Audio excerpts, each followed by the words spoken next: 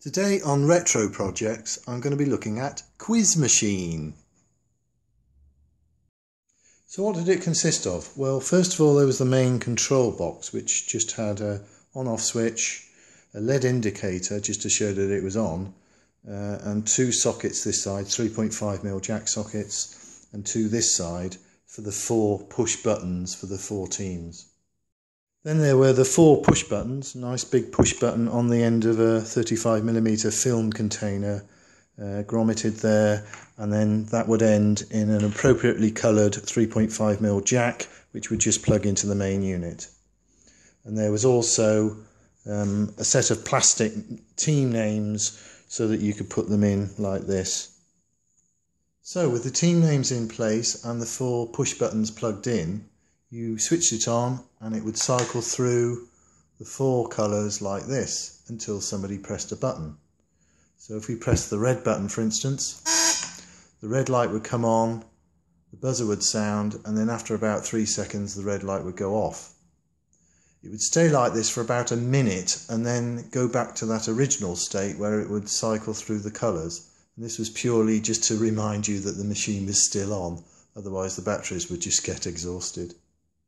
Now the whole point of the quiz machine was that if more than one person pressed the button at pretty much the same time, you wanted a way of knowing who was actually first. So I'll try and simulate this by pressing two buttons together now, the red and yellow. And whatever happened there, yellow was first. So let's open it up and take a quick look inside.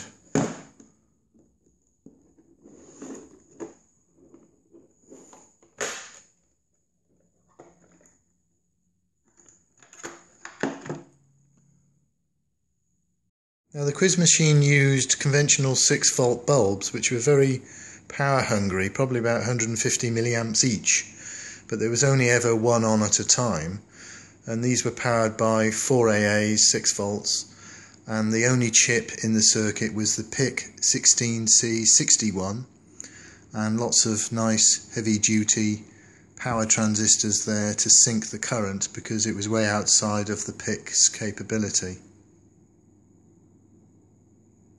So in the lid section was some translucent filtering material, and the sockets down there mounted on the side, and some rather tidy ribbon cable which would then plug into the main board. Now I can't seem to find the PIC quiz machine circuit diagram, but here's an earlier incarnation using discrete logic. 74LS75 was a D-type latch, and the 74LS123 is a monostable, and various discrete gates here in this horrible bistable element.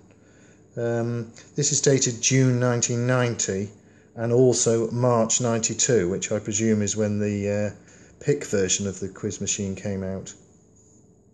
So there it is, back together, the PIC microcontrolled quiz machine.